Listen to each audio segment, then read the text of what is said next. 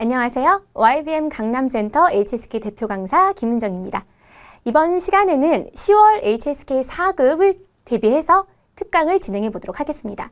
이번 시간에는 독해 3부분을 진행을 해볼까 하는데요. 독해 3부분은 아무래도 길지는 않지만 그래도 지문을 읽고 해당하는 문제에 대해서 대답을 하는 영역이었죠.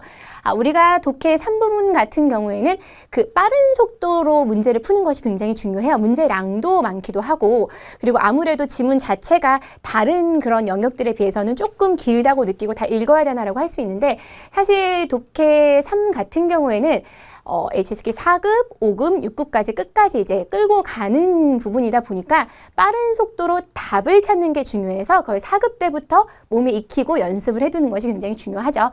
이것만은 알고 가자 핵심 전략 포인트, 자주 출제되는 형식, 실전 문제 풀어보기. 이전에 대비 특강과 같은 패턴으로 계속 진행을 하고 있어요. 그러니까 단순히 문제를 푼다기보다는 이 프로세스로 여러분이 공부를 하시고 그리고 머릿속에 집어넣으셔야지 좀 오래 남고, 이게 똑같은 문제가 막 나온다는 것이 아니라 보통 출제자가 이러한 형식으로 문제를 내니까 포인트 확인하고, 그리고 문제의 적용은 어떻게 시키고 실전 문제를 통해서 우리가 확인하는 이 3단계 과정을 거치면서 공부를 해야 확실히 익힐 수가 있는 거기 때문에 기억하시고 넘어가셨으면 좋겠습니다. 오늘의 핵심 포인트 간단합니다. 딱 한 문장이에요. 유사한 표현을 찾아라. 그러니까 예를 들어서 뭐뭐 해 하고서 이렇게 물어봤을 때 지문상에서 예쁘다 하고 보기에도 예쁘다 피하고양이 그대로 나오면 참 찾기 쉬워요. 그런데 이게 난이도가 조금 높아지게 되면 지문상에선 예쁘다라고 나오는데 보기에서는 외모가 굉장히 훌륭해 이렇게 얘기할 수도 있잖아요. 근데 이게 이제 HSK 4급, 5급, 6급으로 올라가면 올라갈수록 있는 그대로 보여지는 그대로 답을 똑같이 고르는 문제의 비중도 물론 항상 많기는 하지만 유사 표현으로 바꿔서 문제를 푸는 경우도 굉장히 많습니다. 그래서 미리 기억을 하고 가셔야 돼요. 4급도 요즘에 그렇게 시험이 간단하진 않기 때문에 유사 표현으로 변형돼서 나오는 형태들이 굉장히 많거든요. 자, 그래서 동의어랑 유의어가 필요한 거예요.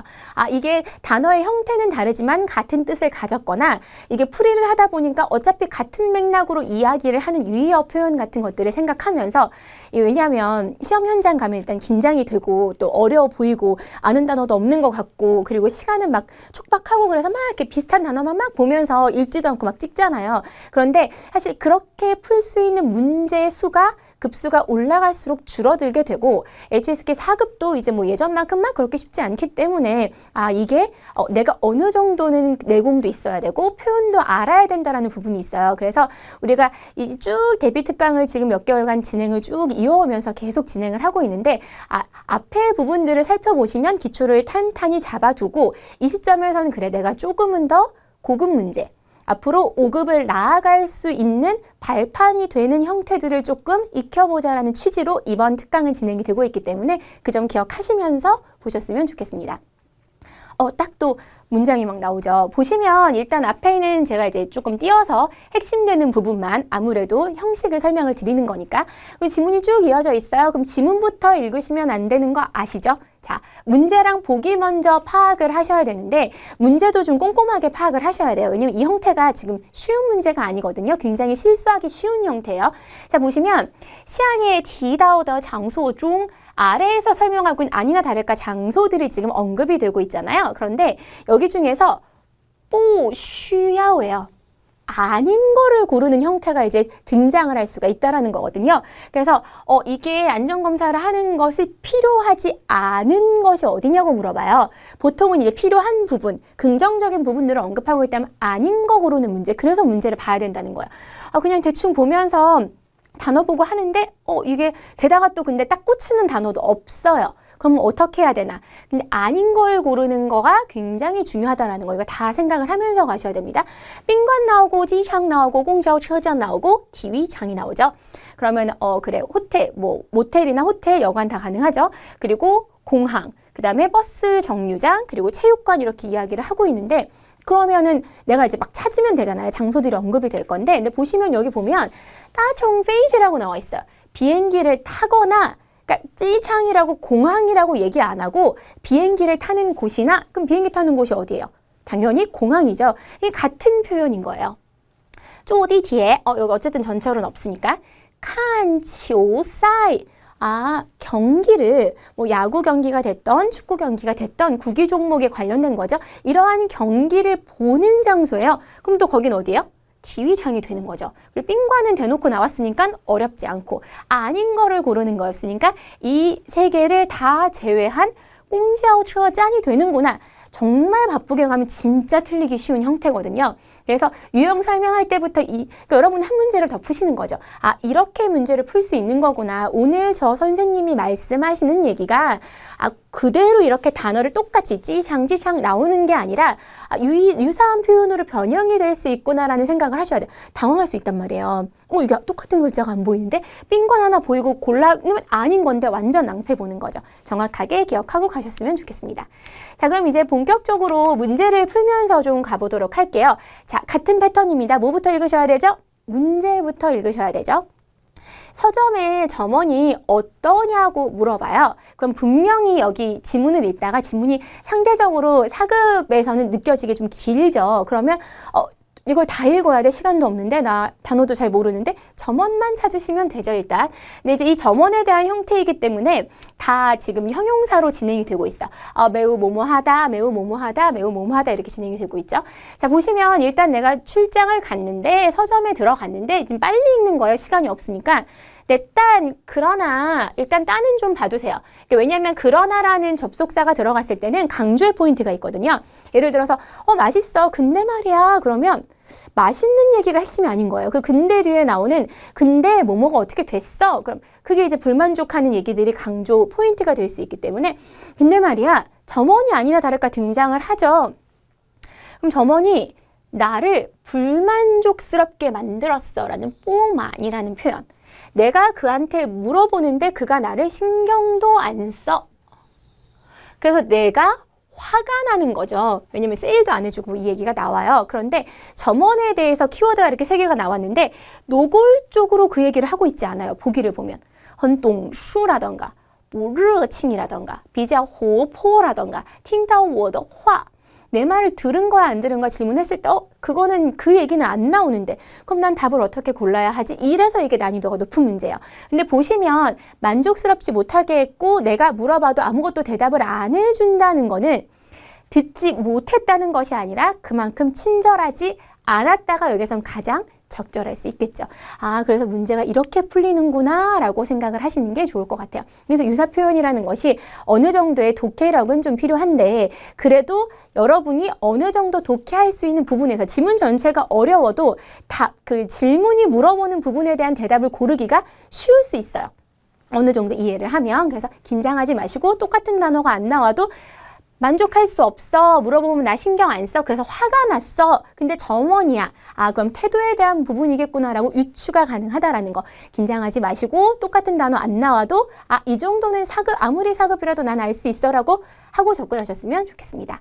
자, 리는 좀 난이도가 있었죠. 아무래도 신경 쓰다, 관리하다 될 리자잖아요. 그래서 내가 그 사람을 상관하거나 신경 쓸 때 쓰는 동사입니다. 따져는 하실 거고요. 只好 같은 경우는 어쩔 수가 없는 거예요. 그냥 그 길밖에 갈 수가 없는 거예요. 부득이하게 어쩔 수 없이. 只好는 제가 6급 오프라인 강의를 하면서도 只好뭐예요 해도 대답 못 하시는 분들이 의외로 굉장히 많거든요. 그래서 只好 기억하시면 좋을 것 같고 算了吧 됐어, 관도 그만두다라는 뜻인 거죠.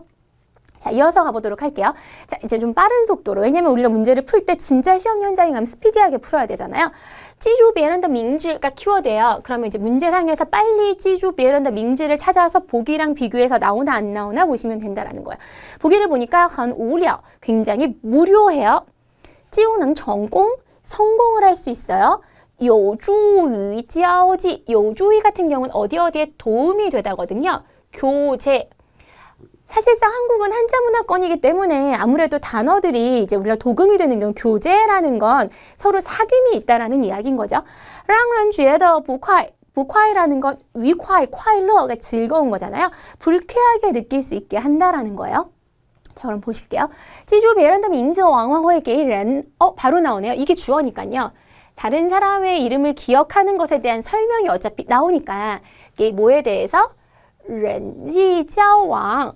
인간관계인 것 같아요. 이게 찌랑 찌하고가 거꾸로 있어도 교재, 인간관계에 대해서 굉장히 편리함을 가져다 준대요.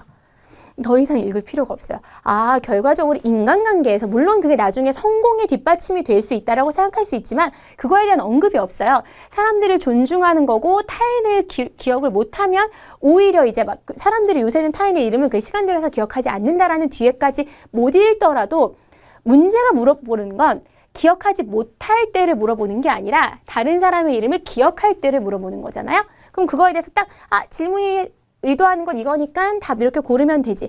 사실 4급은 5급이나 6급에 비해서 지문 자체가 길지 않기 때문에 그 변수가 좀 별로 없습니다. 그래서 여기 딱 지시된 대로 찾아 나가면 그 대신에 유사 표현으로 바꾼 거죠.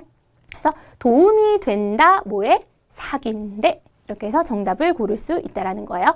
자, 렌지지어왕 기억하셔야 되고요. 삐니 편리하다, 존중하다. 굉장히 많이 나오는 동사죠. 찡리 같은 경우는 정신과 힘을 이야기합니다. 나의 정신과 힘을 다 쏟고 뭐 이런 표현에서 많이 쓸 수 있어요. 오려는 무료하다, 재미없는 거죠. 요조위 무조건 기억하셔야 되는 동사 중에 하나예요. 5급 발판을 할 때 요조위는 굉장히 많이 나오는데 어렵지 않은 게 쪼 자체가 빵주할 때 주잖아요. 도움을 주다. 그래서 오늘 그냥 외우세요. 사실 여러분이 이게 짧은 시간 동안 진행되는 대비 특강이지만 활용도에 따라서 여러분이 굉장히 많은 걸 얻으실 수도 있거든요. 그래서 제가 이론도 설명드리고 문제도 풀어드리고 단어도 이제 3, 4급 같은 경우에는 제가 제시를 해드리는데 이 단어를 지금이라도 이 현장에서 내가 외우겠다 이런 것들이 하나하나 티끌모아 태산이잖아요. 쌓이니까 기억을 하셨으면 좋겠습니다. 자. 그 독해 3부분에서는 보통 이제 한 지문에 한 문제씩 진행이 되지만 어떤 지문 같은 경우는 복수 문제가 진행되기도 하잖아요. 그래서 보시면 관인 이엔칭러지 두 가지 문제가 있습니다. 일단 보면 젊은이에 대해서 옳은 걸 골라라 하면 빠른 속도로 젊은이부터 시작을 한단 말이에요. 그럼 얘가 교만한지 아니면 전공人士 하면 성공한 인사인지 아니면 先吃 가장 最大的苹果를 먹었는지 2个苹果를 먹었는지. 근데 보시면 먹었다라는 부분이 2번이나 등장을 보기에 하기 때문에 먹는 거에 대해서 내가 조금은 더 신경을 써야겠다라고 생각하시면 그것도 하나의 포인트가 되실 수 있습니다. 빠른 속도로 갈게요. 젊은이 찾았어요. 전공런시를 찾았다는 건 젊은이가 전공런시는 아닌 거죠. 그쵸? 그리고 물었어요. 어떤 게 성공의 비결이냐고. 그랬더니 전공런시가 세 개의 크기가 다른 빙고어를 왜냐면 여기 C랑 D도 빙고어가 등장을 하기 때문에 이 젊은이가 빙고어를 어떻게 먹었는지가 사실 중요하지 않을까라고 보기랑 질문 통해서 이미 좀 추정이 가능하죠. 니选 뭐를 선택해서 먹을 거야? 라고 물어봤더니 젊은이가 나치 이거 最大的苹果가 나오잖아요. 가장 큰 빙고. 이건 이제 볼 필요도 없어요. 그래서 가장 큰 빙고를 먹었어요. 라는 정답이 C가 되는 거죠. 근데 전공런시는 나치 最小的를 먹어요. 왜냐면 문제가 2개이기 때문에 우리가 69번도 확인을 해야 하거든요. 그래서 69번 보시면 전공저가 왜 가장 작은 사과를 먹었을까? 앞서서 가장 작은 사과를 먹었다라는 이야기를 했잖아요. 그럼 이제 그 이유가 뒤에 이어져서 나오겠죠. 그럼 보시면 보기 먼저 보시는 게 훨씬 더 편해요. 제가 지금 계속 문제 읽고 보기 파악하면서 빨리 찾아서 가잖아요. 문제 먼저 읽고 왜냐면 몇 문제도 안 되잖아요. HSK 4급은 어차피 하나 아니면 2문제 나오는데 그럼 이제 작은 게 더 달아서 아니면 사과를 좋아하지 않아서 아니면 큰 것은 젊은이가 먹어버렸으니까 남은 걸 먹었다고 할 수도 있고요. 빨리 다 먹고 다시 또 다른 걸 먹으려고 라는 이야기가 돼요. 바로 이어집니다. 很快他就 해놓고 吃完了那个最小的苹果를 먹고并且 게다가 뭐 해요? 이제 剩下 남은 그 사과를 다시 먹기 시작을 해요. 그러니까 작은 거 빨리 먹고 나서 또 다른 걸 딱 잡은 거예요. 느낌이 지금 딱 오죠. 지금 작은 거에 단 거, 뭐 사과 안 좋아하는 거 이런 얘기 없이 빨리 먹고 그 다음에 이제 젊은이한테 이야기를 하는 거예요. 我还是吃得比你多吧. 내가 너보다 많이 먹었잖아. 라고 이야기를 해요. 성공의 비결이 사실은 눈앞에 있는 게 아니라 네가 그렇게 눈앞에 있는 것만 신경 쓰면 더 많이 잃게 될까지 잃지 않아도 지금 주어진 것 중에서 사과를 먹는 데 있어서 남은 거. 근데 여기 보시면 슝샤가 남았다라는 뜻인데 또 다른이라는 유사 표현으로 바꿨다라는 거 기억하시고 가시는 게 오늘 핵심 포인트였던 거죠. 자, 단어 보고 갑니다. 전공런시 하면 성공한 사람. 미쉐 중요한 단어죠. 비결. 그 다음에 剩下 아셔야 됩니다. 내가 10개 중에서 5개 먹고 5개 남았어. 그게 셩샤거든요. 셩샤 오늘 단어 이거 기억하셔야 되고요. 시취는 읽다라는 뜻이죠. 자, 오늘 쭉 이렇게 훑어봤습니다. 아무래도 제가 이전 대비 특강에 비해서 난이도를 조금 높였던 이유는 뭐냐면, 이제 우리가 기초를 다 껐으면, 이제 조금은 더 고득점 문제, 그리고 4급에서 끝날 거 아니고 대다수가 이제 5급까지로 생각을 하실 거잖아요. 그러면 조금은 내가 탄탄하게 잘 잡아서 난이도 높은 문제들을 공략하고 5급과 겹치는 상황에 있는 그런 유형들을 좀 파악을 해야겠다.